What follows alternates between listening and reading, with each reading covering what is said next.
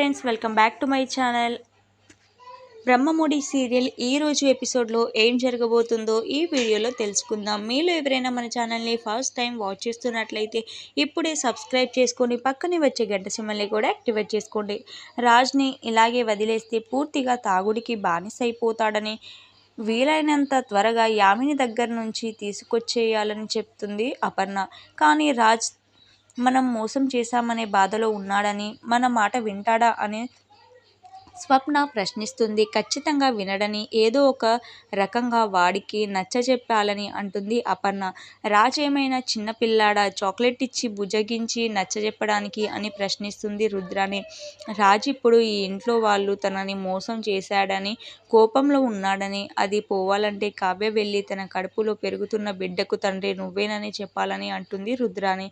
అలా చెప్పాలంటే రాజ్ మర్చిపోయిన తన గతం గురించి కూడా చెప్పాలని, నిజం చెప్పాక మనందరికీ శాశ్వతంగా దూరమైతే అన్ని ప్రశ్నిస్తుంది. ఆ మాటలతో దుగ్గిరాల ఫ్యామిలీ షాక్ అవుతుంది. ఇక అసలు నువ్వు నిజం చెప్పకపోయుంటే పరిస్థితి ఇక్కడి దాకా వచ్చేది కాదని అంటుంది అపర్ణ.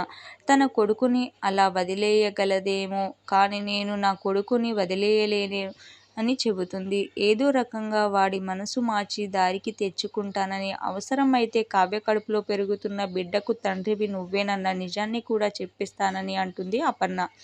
ఆయన మారకపోయినా పర్వాలేదు కానీ మీరు మాత్రం తొందరపడి అలాంటి పని చేయొద్దని చెప్తుంది కావ్య. మనమేమి చెయ్యొద్దని, కాలం వేసిన నిందని ఆ కాలమే పోగొడుతుందని అంటుంది. జరిగిన అనర్థాలు చాలని, ఇంకా ఇంకా ఇలాంటివి జరగడం నాకు ఇష్టం లేదని చెబుతుంది. కావ్య తనను కొట్టడంతో రగిలిపోతూ ఉంటుంది యామిని. బావని మీకు శాశ్వతంగా దూరంగా చేస్తానని అనుకుని రాజ్ దగ్గరికి వెళ్తుంది. నువ్వు బాధను మర్చిపోతావని మందు ఇస్తే నువ్విలా మందుకు బానిస అయిపోతున్నావని అంటుంది యామిని.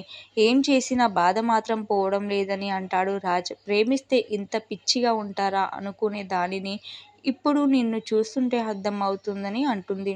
నాకెందుకో కళావతి కూడా నిన్ను ప్రేమించింది అని అనిపిస్తోంది చెబుతుంది యామిని. నిజంగా తను ప్రేమిస్తే ఇలా ఎందుకు మోసం చేస్తుందని అడుగుతాడు రాజ్. కళావతి నన్ను ప్రేమించలేదని, నేను తన మనసులో లేనని అంటాడు. నిన్ను కళావతి ఖచ్చితంగా ప్రేమించిందని, ఇన్ని రోజులు తను ప్రెగ్నెంట్ అని తెలిసి ఉండదని, అందుకే నీతో అలా తిరిగి ఉంటుందని చెప్తుంది యామిని. కానీ సడన్గా ఆ విషయం బయటపడేసరికి నిన్ను మోసం చేయడం ఇష్టం లేక తను ఎవరి చేతో మోసపోయిన విషయం నీతో చెప్పలేక అలా మాట్లాడి ఉంటుందని అంటుంది యామిని. నీ ప్రేమకి తన ప్రెగ్నెన్సీ అడ్డు అయితే దానిని నువ్వెందుకు యాక్సెస్ చెయ్యడం లేదని నిలదీస్తుంది. తనను పెళ్లి చేసుకుని ఒక లైఫ్ ఇద్దామని అనుకున్నా నీకు ఆ బిడ్డకు ఒక తండ్రి స్థానంలో ఉండొచ్చు కదా అని అంటుంది. కళావతి దగ్గరికి వెళ్ళి ఆ బిడ్డకు తండ్రి ఎవరో చెబితే నిన్ను క్షమించి పెళ్లి చేసుకుంటానని చెప్పు అని అంటుంది యామిని. ఖచ్చితంగా ఆమె నిన్ను పెళ్లి చేసుకుంటానని, ఈ రోజే వెళ్ళి ఆ నిజమేంటో తేల్చేస్తానని అంటాడు రాజ్. ఇక రాజ్ తప్పుదారి దుగ్గిరాల వారింటికి వెళ్ళి కళావతిని పిలుస్తూ రంకెలు వేస్తాడు. రాజ్ని అలా చూసి అంతా బాధపడతారు. నేను ఇలా తాగడానికి కారణం మిస్ కళావతిని అంటాడు రాజ్. అసలు ఆమె మిస్సా మిస్సెసా అని నిలదీస్తాడు రాజ్. మీరు నిజాలు చెప్పరు కదా, మర్చిపోయానని అంటాడు. కళావతి వచ్చే వరకు నేను ఇక్కడి నుంచి కదలనని అక్కడే కూర్చొని ఉంటాడు రాజ్. ఇక వెంటనే ఇంతలో కావ్య పరుగెత్తుకుంటూ వచ్చి మళ్ళీ ఎందుకొచ్చారని నిలదీస్తుంది. నేను నిన్ను కలిసినప్పటి నుంచే ఇదే ప్రశ్న అడుగుతూనే ఉన్నానని మండిపడతాడు రాజ్. నేను నిన్ను ప్రేమిస్తున్నట్టే నువ్వు నన్ను ప్రేమించడం అని అంటాడు. నేను నిన్ను ప్రేమించలేదు. వెతుక్కుంటూ వచ్చిన ప్రతిసారి నీ కళ్ళలో ఆనందాన్ని చూశానని, ఆఫీస్లో ప్రాబ్లమ్స్లో అనగానే నీకు సాయం చేస్తే కన్నీళ్లు పెట్టుకున్నావు. నీ చెల్లెలు అరెస్టు కాకుండా కాపాడితే గుండెలకు హత్తుకున్నావు. ఇదంతా ఎందుకు చేశావు అని నిలదీస్తాడు రాజ్. నువ్వు ఈరోజు వచ్చి నిలదీస్తావని తెలుసుంటే అసలు నీకు దగ్గరయ్యే దానిని కాదని అంటుంది కావ్య.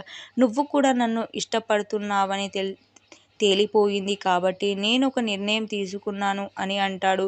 నేను నిన్ను పెళ్లి చేసుకోవాలని డిసైడ్ అయ్యానని రాజ్ చెప్పడంతో అంతా సంతోషిస్తారు.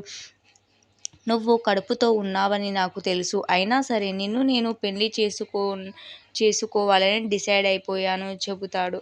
నువ్వు నన్ను ఎంత మోసం చేసినా, కడుపులో ఒక బిడ్డ పెరుగుతుందన్న నిజాన్ని దాచిపెట్టినా నేను నా మీద ప్రేమను చంపుకోలేకపోతున్నానని అంటాడు రాజ్. నిన్ను మర్చిపోయి దూరంగా ఉండలేకపోతున్నానని, అందుకే నిన్ను పెళ్లి చేసుకోవాలని నిర్ణయం తీసుకున్నానని అంటాడు రాజ్.